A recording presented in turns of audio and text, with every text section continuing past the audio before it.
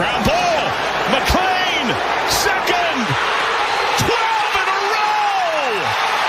The oldest team in professional baseball has its 5th ever winning streak of a dozen straight. Our job every day is to try to kick somebody's ass. I mean, that's why we're here. That is caught. Left center. Reds win.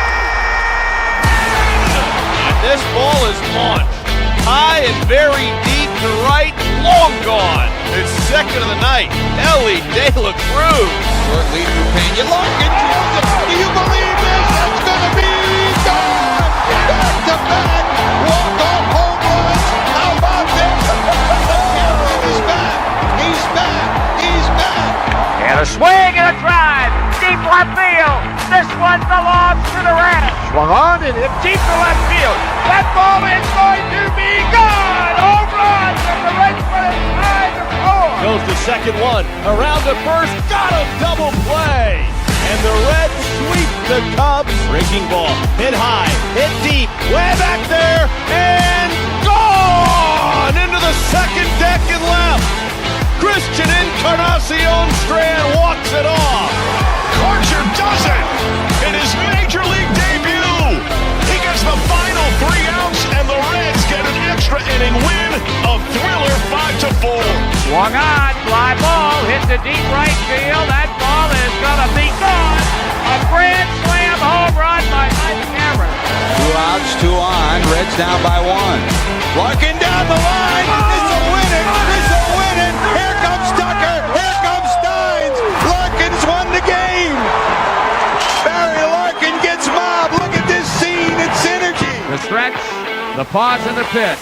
And a line drive, base hit left center field. A single for Aaron Boone. And this one belongs to the Reds. The Reds have won 8 in a row. Kobayashi with a long look turns it loose, and Dunn hits it to deep right. It's all over.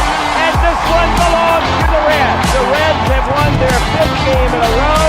They've defeated the Cleveland Indians on an Adam Dunn 3-run home run, 4-2. In on the corners at first and third. 2 on, nobody out. Here's Royce Ryne pitching, no bunt. Ground ball by the third baseman into left field. Jay Bruce rounds third.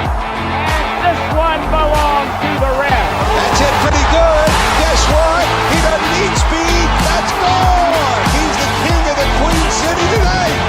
With 1 out here in the 11th inning, you sure got to go now. Swung on, pull down the left field line. That ball is going to get the winning run in. Here comes Jay Bruce rounding third, heading toward the plate. And this one belongs to the Reds. Huge situation for Votto. Why you paying the big bucks to deliver the goods with 2 outs in the 9th inning? Can he do it? In the gap, right center field, and Votto delivers the goods. Hit deep center field. Hank Hill going back at the warning track. Oh! It's gone. Joey Votto is delivered. Welcome in, Reds fans. It is August 22nd, 2025, and this is your pregame show for the Cincinnati Reds taking on the Arizona Diamondbacks down in the desert. My name is Mike Hart, and this is the Chatterbox Reds pregame show. And with me is a guy who is equally as excited that Alfredo Duno homered earlier today as he will be when Jose Trevino homers later today. Ooh. So how are you doing, Ricky? This is Ricky Logan. Sorry. How are you doing, Ricky? Doing pretty good. Happy Friday. West Coast baseball. It's always fun. That's right. This is the pregame show and my kids are already asleep. Who knew that? Yeah. So we are coming to you for this pregame for this game. Starting at 9:40, I believe, in Arizona. I think Arizona is going to be wearing their City Connects. We don't have any weird Apple TV games like we have had the past couple years, or the past couple pregame shows that we've done. So we're back to normal. But before we get into this and we get into what we're going to the preview for today's game, I figured we'd talk a little bit about some of the news that's come across. We've had kind of a little bit of a shuffle in the bullpen. It's not anything that's too crazy, but It is Zach Maxwell. Big Sugar has been added to the 40-man roster as Ian Jabot has been put on the 60-day IL after he had another arm surgery, it sounds like. So his season will be over. I wonder if he even ever pitches again for the Reds. But Zach Maxwell is brought up and Luis May is sent down. So, Ricky, first thoughts on this, on what this news brings, if this moves the needle for you at all? Yeah, it's exciting. Maxwell, I mean, you're just swapping fire for fire at this point. It'd be kind of cool to see him do the old thumbs down if he gets a save or something crazy. But he was 1-3 in 51 games in AAA and 49 and 2/3 innings. He had the lowest strikeouts per 9 of his career this year, but it's 10.6, so it's not like it's terrible. But he's also got the lowest walks per 9 at 5.8 of his career, 6.33 last year. I didn't think May would come up before Maxwell to Really? this point, just based off of experience. Maxwell pitched at Georgia Tech. Shout out Georgia Tech Yellow Jackets. My alma mater right there. Love Big Sugar. Yeah, and just being more, in the moment of being a reliever and just having more experience. I expected him to be called up sooner, but yeah, I mean, I expected him at some point this season, and here he is, and hopefully he gets in a good spot and doesn't get too in the moment and just does what he does. Yeah, obviously the Reds, part of what goes into who gets called up and things like that is who's available on the roster. And I know the Reds put Luis May on the roster at the beginning of this year to protect him from the Rule 5 draft, right? So he had a really good Arizona Fall League, and so they protected him and didn't protect Zach Maxwell. Actually, I don't think Zach Maxwell was eligible for that. So part of the reason we saw May earlier was because there was roster flexibility for him to come up. Now that there is an opening, it seems that now we're going to get our chance to see Big Sugar. He's called Big Sugar. That's his nickname. The thumbs down celebration, like you're talking about, is actually, I don't know if he does it for his start or his saves in Louisville, but he famously did it to close out the spring breakout game against the Brewers earlier this year. He pitched the 9th and closed out the game against the Brewers minor league system, and he ended the game and then pointed over to the dugout and just gave the thumbs down. So hey, that was his celebration. We'll see if that, I don't know if that's become his thing, but it's pretty interesting to see. You always love big guys that throw heat. But I'm with you. He's pretty similar to May in the same way that he throws hard, gets a lot of whiffs, but he also walks people. So May wasn't able to rein that in, and therefore he is not in the big leagues anymore.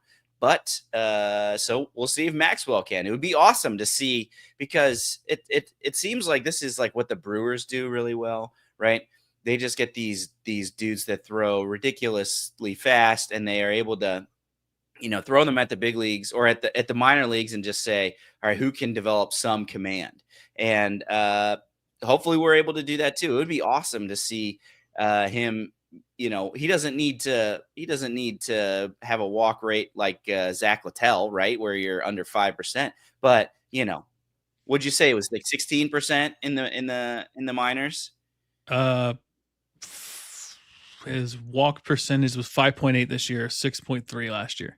Oh, okay. Walks per 9, not percentage. Oh, walks per 9. Walks per 9. Yeah. So we can bring those walks per 9 down to a lower level where he's one of those things where it's just like, hey, trust your stuff in the zone and you'll be able to get people out. So we'll see. People like this, Tito has shown not to want to go to in big leverage situations. So if it's a close game, I doubt we see him, especially with a rested bullpen. We'll talk a little bit about that later. But yeah, it's it's good to see these new faces. It kind of replenish the bullpen a little bit. If you want a good primer on who this guy is and specifically where they think his role will be, Nick and Craig actually talked about it last night, so you can go after you're done with this and check out that video. It's very informative about Zach Maxwell and what what he brings to the table. And before we move on, please like the stream. We thank everyone that's in here. Please like the stream, subscribe. It's a Friday night and we're ready to watch some Reds baseball. And hopefully we can be back on here for the post-game show, which they do after the game. They'll go live in the 9th inning. And we'll be happy about a Reds winning. So please subscribe, like the channel so that you can get notifications when we go live there as well. Let's talk a little bit about the lineup that we have here. Why don't you roll through that and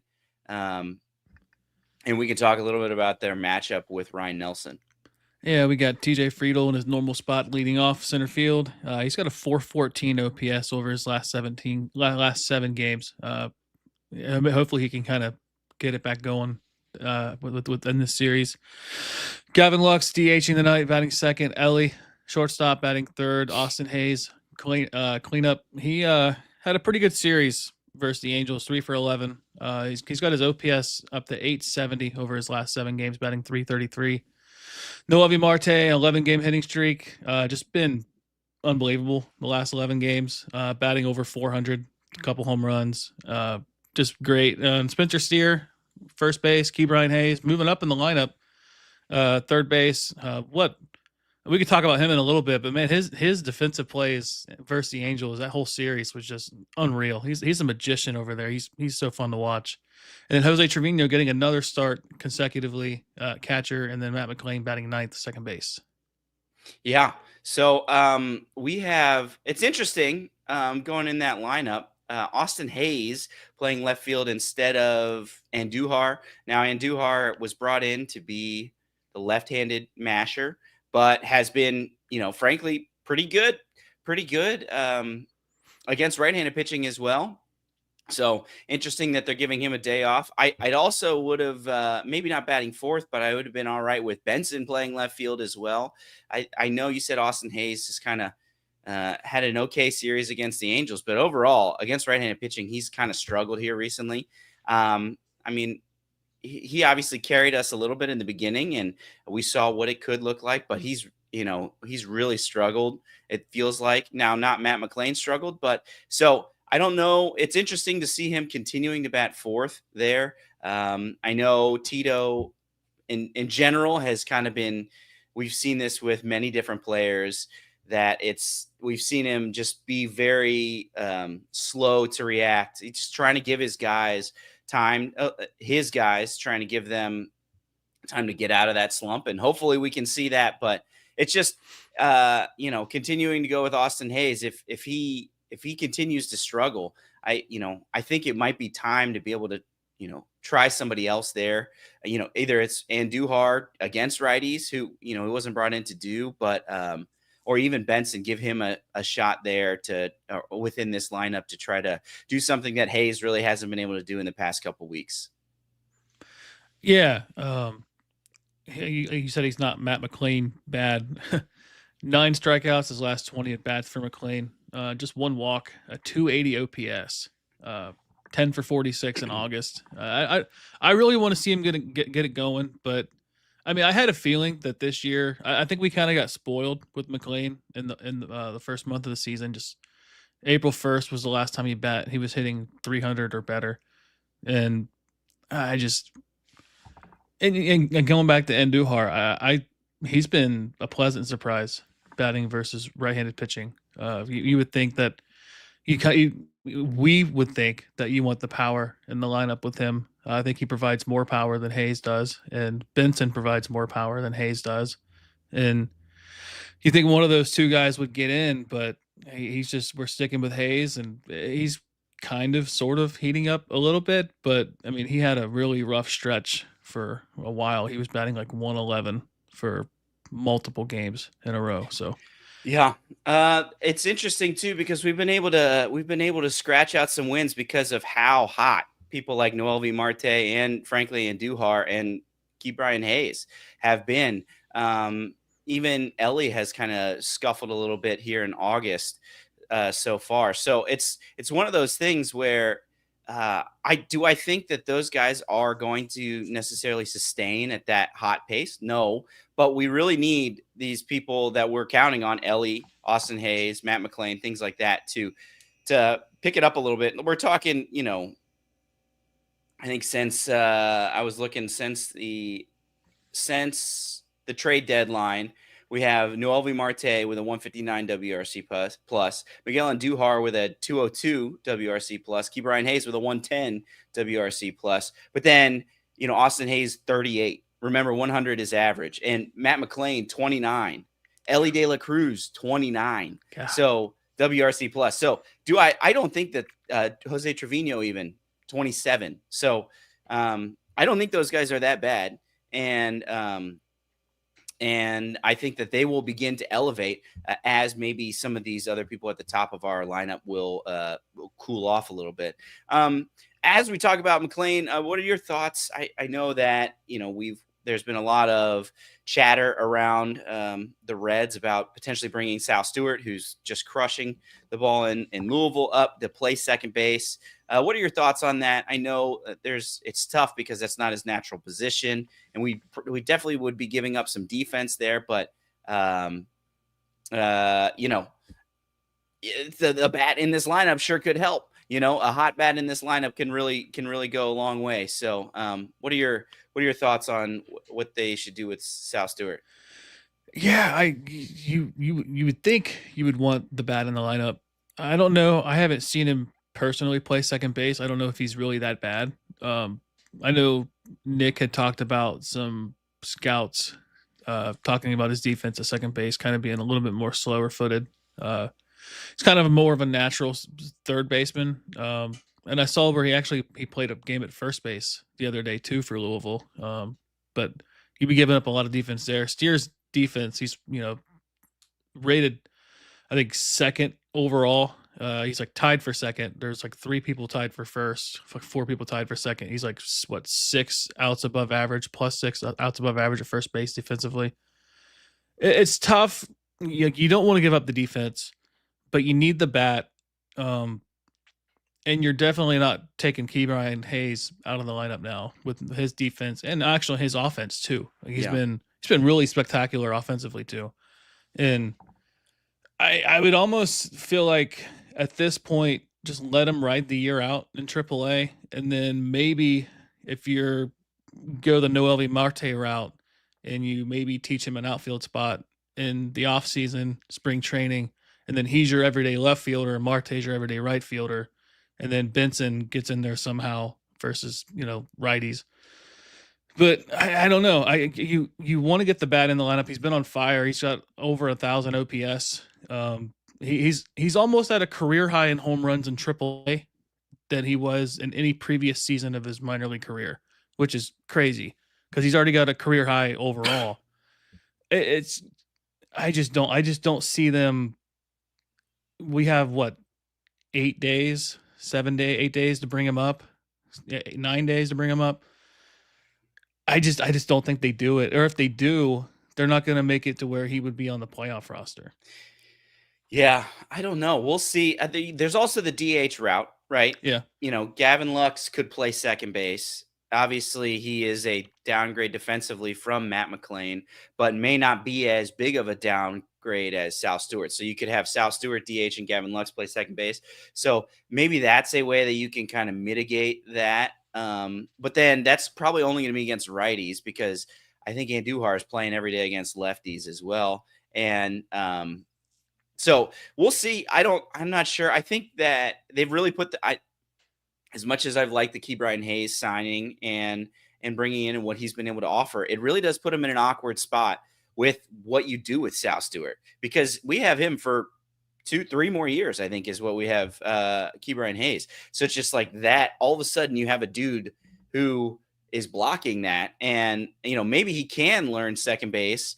But it doesn't seem like his limitations are because he's not familiar with the position. It's because of his athletic profile, right? So it just doesn't seem like, we just have an offseason, teach him second base or whatever, and then have him compete with Matt McLain. Plus, I think the Reds still have, as much as Matt McLain has struggled, I still think they have Matt McLain penciled in as their second baseman. I think that they can get a bounce back year next year. And this year's kind of just been the year from hell from him after missing a whole year of baseball. So I don't know. It's a weird predicament. That's Reds offseason talk there, because I don't know what the right decision there is. But it is interesting to chat about that. Yeah, we have Ke'Bryan Hayes until 2030. There's a club option in 2030, and he becomes a free agent in 2031. So that's almost 6 years, 5 years. Yeah. And obviously this all, a knock on wood, but this all assumes health. You never know. People, he's had back issues in the past, so maybe, this is insurance against that. So you never know how that necessarily will play out.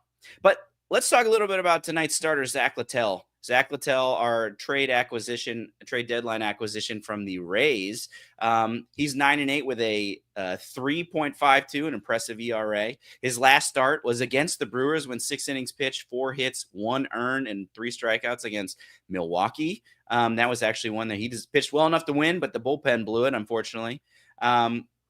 He actually has faced Arizona earlier this year when he was a member of the Rays. He went 6 innings, 3 earned runs. So there's a little bit of familiarity there.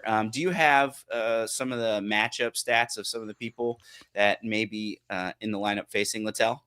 Yeah, we got Gerardo Perdomo's 0 for 5 with 2 strikeouts. Ketel Marte's 1 for 4 with 2 strikeouts and a 66.7 whiff percentage. Pavin Smith, 2 for 5, a home run and a double. Gabriel Moreno's 1 for 3, and Corbin Carroll's 1 for 4 with a double. Wow. Okay. So, I mean, there's a little bit of success there, but some of their big boppers also with some serious issues with Littell. And maybe we can get to this now, but the lineup for the Diamondbacks is actually quite good. Like their top 1, 2, 3, 4, 5 guys, well, 4, let's just say Perdomo, Marte, Carroll, and Gurriel are great. Like they've performed quite well this year. In fact, that has not been their problem. I think they're in the top 10, top 5 in almost every offensive category. They've been very good offensively. Their issue has been pitching and bullpen, to be honest. And frankly, they haven't really missed a beat since they've traded away Josh Naylor, Randall Grichuk, and Eugenio Suarez. They've continued to keep hitting, even though they've traded away some of those boppers. But they have Perdomo leading off, and then Ketel Marte batting second, both switch hitters. Corbin Carroll in right field, batting third. Lourdes Gurriel Jr. in left. Pavin Smith at first. Hits right-handed pitching pretty well. Gabriel Moreno at catcher. Adrian Del Castillo at DH. He's their catcher, but is DHing with Gabriel Moreno in there. Blaze Alexander playing third base, and Alec Thomas batting ninth and winding up the lineup. Anything that sticks out to you, Ricky, about this lineup and what they're going to have to face with Littell? Yeah, Ketel Marte is just a really good player. He's got he's just got a lot of power. Really consistent hitter. He's just getting Corbin Carroll, just his speed, like Ellie, is a game changer. Really good arm in the outfield, and he's just a really good hitter overall. So like those two batting second and third, they concern me, but they're really good. And Blaze Alexander, he's kind of been a surprise too. Originally a shortstop, had a -8 outs above average in 20 games at shortstop. So sounds like Suarez. Yeah, they say Ellie's bad at shortstop, but no, this Blaze Alexander was really bad at shortstop, and he moved to third and second base, and he's been pretty decent. I think he's a positive outs above average at both positions. So he's been really good. And then Alec Thomas, 8 home runs on the year. He's pretty decent hitter too. Yeah. It's going to be interesting because we actually we swept the Diamondbacks earlier in the year. That was pretty great. We got some really good offensive production, and pitched pretty well against this good offense. So hopefully we will be able to continue to do that. Obviously, I think the Reds put out stats about their starting pitching since the All-Star break, and it's just been elite. It's been so good. and it's really what's kept this team in contention. So hopefully we'll be able to continue that. But this offense, I think you're going to expect them to score some runs. So we're going to need some offense to come off of, their starter, Ryne Nelson. So Ryne Nelson there, named after Ryne Sandberg, the late great Cubs player. He's 6-3 with a 3.7 ERA. His last start, actually, he went, it was, I believe, against the Rockies. I thought I had it right here. But he had a start against the Reds June 7th, where he only went 3 innings and gave up 7 runs with 4 walks. I think Encarnacion Strand had a home run off of him in the first. I think the Reds dropped 5 on him in the first inning. So that would be awesome, because their bullpen is clearly a struggling spot for them. And man, it would be great to get to Ryne Nelson, because he's overall had a pretty good year. He started the year in the bullpen as kind of their long man, but 3.7 ERA is good. That's pretty good in what he's been doing. He's kind of come back to earth his last couple starts, and I think he has a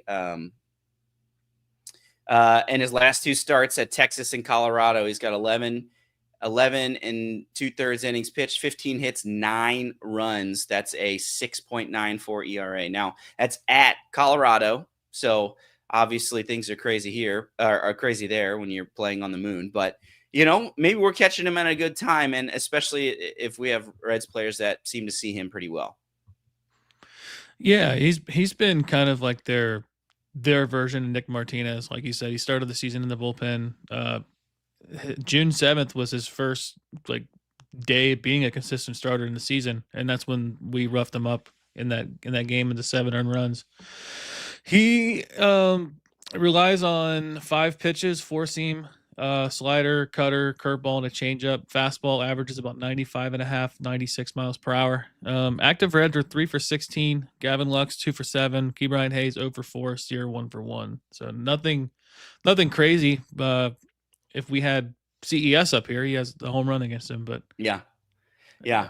So I see Debbie Brown mentioned that Gabriel Moreno on the IL. He actually was activated today. He was activated off the 60-day IL.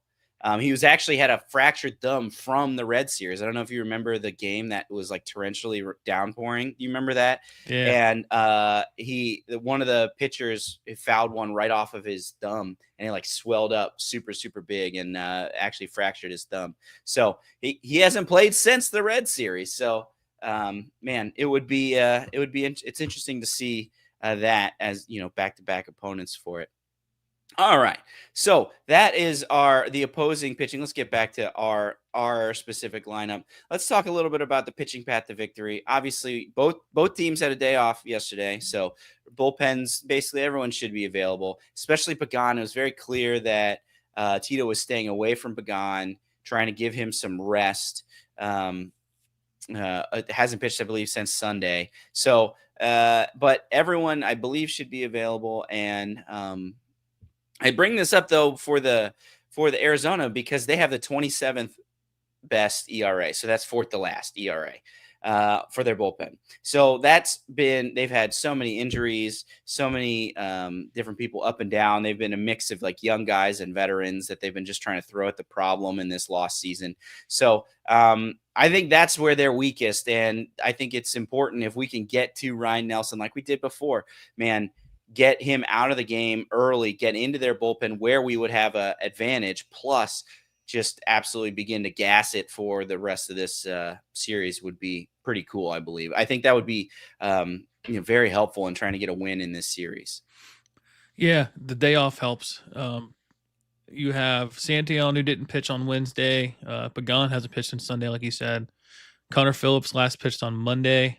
Ashcraft went back-to-back games Tuesday and Wednesday. I'm sure he would probably get the day off if it came down to it today. But you would like to see Pagan have a chance, as much as we want to see them, win like 11-2. Like I want to see a game where it's like 3-2, and Pagan comes in and shuts the door down just to get his confidence back after those 2 back-to-back blown saves. And then like Scott Barlow, he pitched twice over the last 4 games. He pitched Monday and Wednesday. He's probably available just because they've leaned on him so much.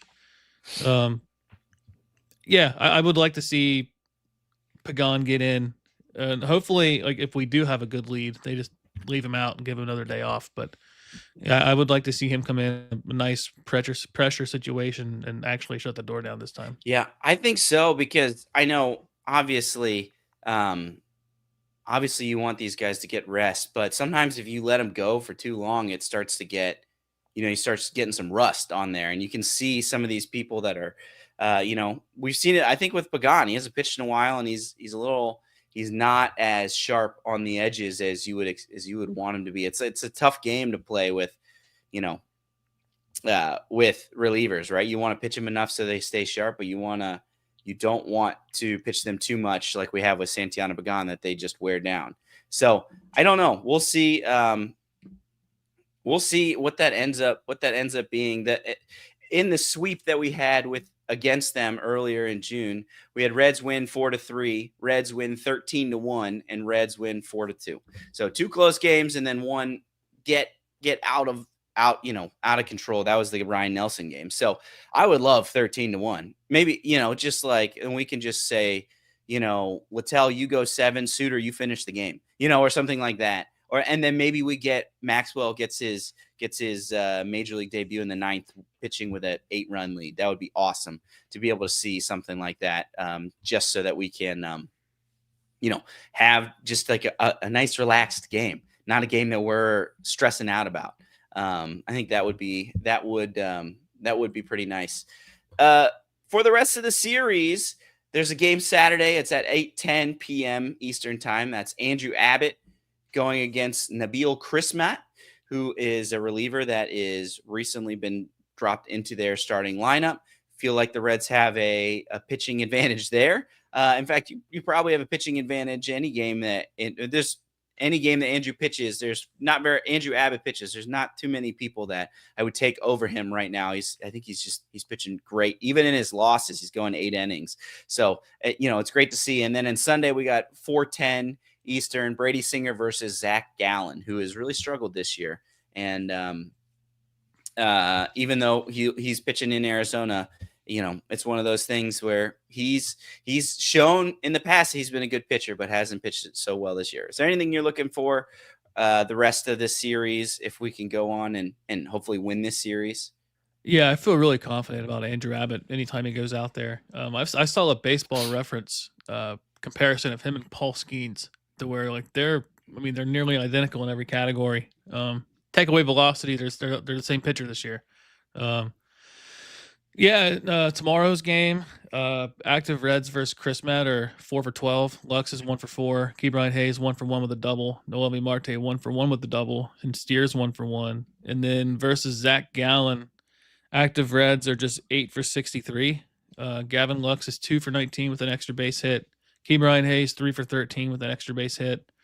Friedel 0 for 8. Ellie and Steer are both 0 for 5. Benson's 0 for 4. Trevino's 1 for 4 with the home run. Matt McClain's 2 for 3 with the home run, and Miguel Andujar's 0 for 2. So I feel like Sunday's the game that you got to really kind of put your ducks in a row for it. Just kind of put the grind down for it. But you don't want to let any of these games get away, obviously. But if you get too far behind, Sunday could potentially be an issue. But like you said, though, Gallen hasn't had the best season overall. Yeah.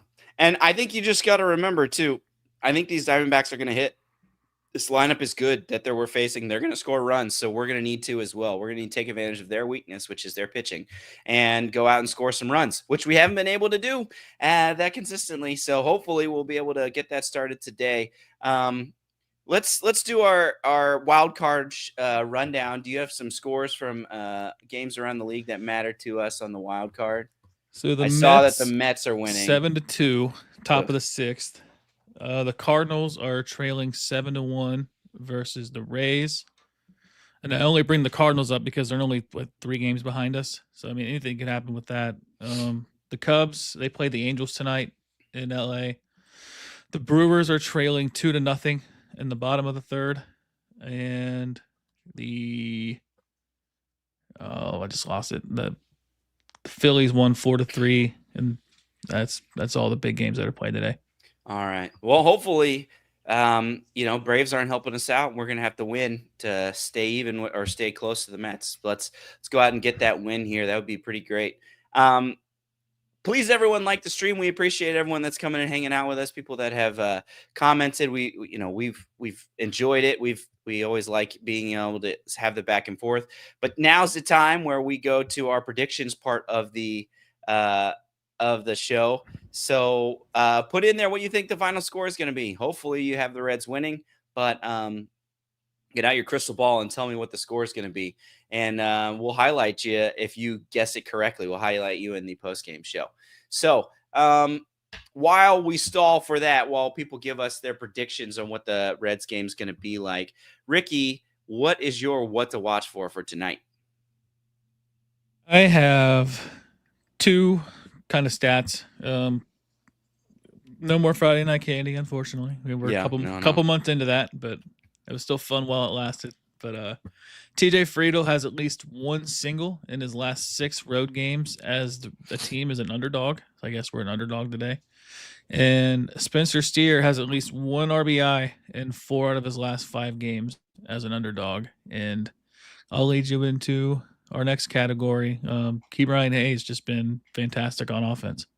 Yeah, and so my what to watch for is actually about third baseman, and it's specifically the third baseman that we'd all kind of decided we wanted, right? Eugenio Suarez. This is since the trade deadline, since Arizona has traded him.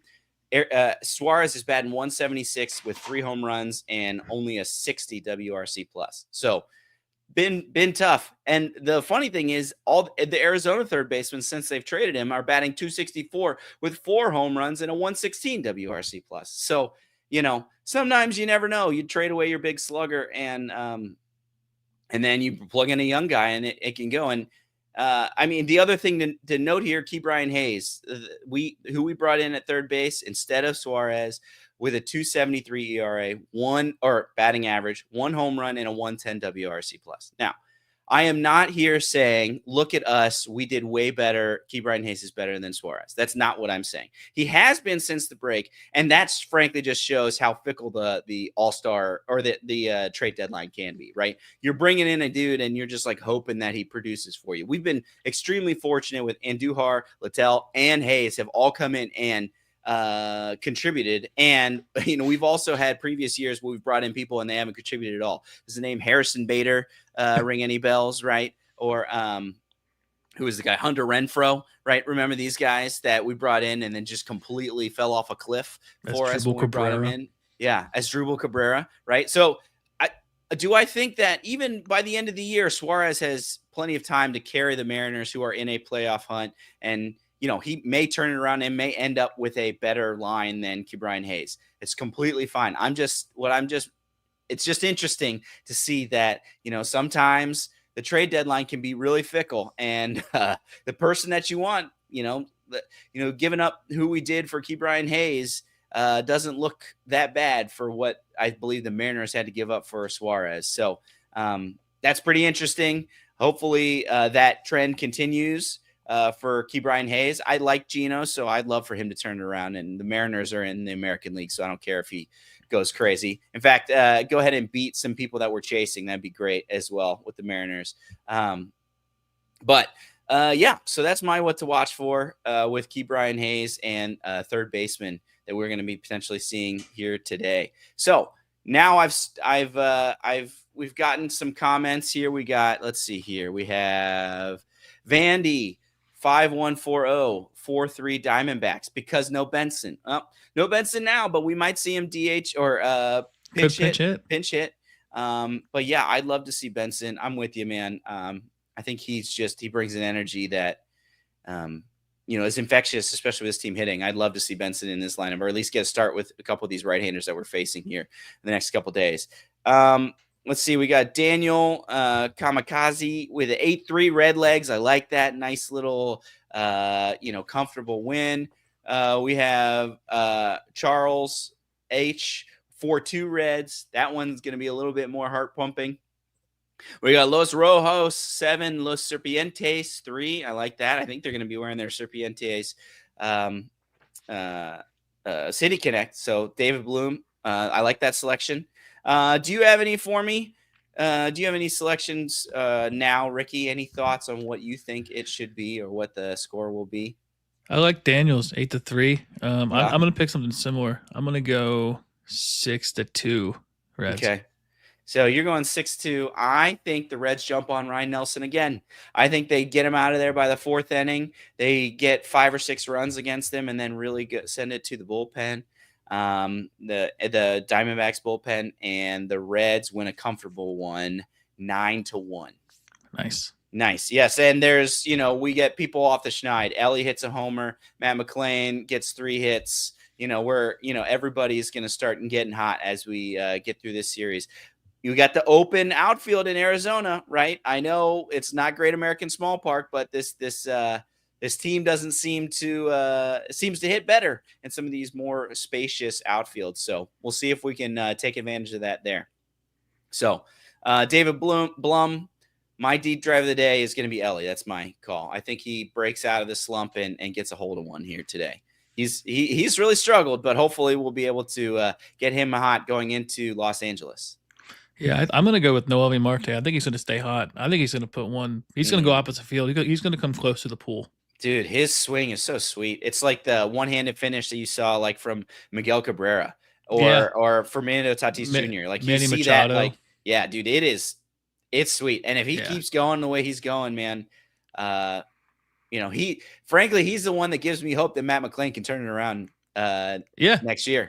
He's a prime example of that. He was terrible last year. He was so bad and has been the Reds wouldn't be where they are right now if they didn't have Noelvi Marte come back and absolutely start raking. So that's about what we have today, guys. Like I said, we have the post-game show. I believe it is Craig Sandlin and myself will be on there tonight in the 9th inning. You're going to be getting a lot of me because I think I'm also doing the post-game show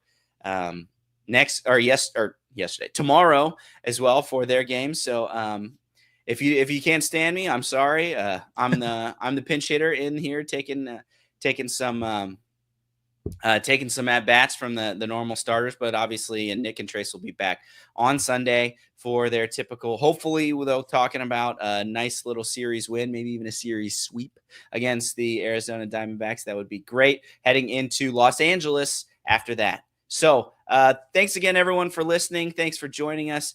It is it's always a pleasure to see everyone that tunes in. Please like the stream on your way out. We thank you for watching. And if there's nothing else, Ricky, I think you should hit me with a Go Reds. Go Reds.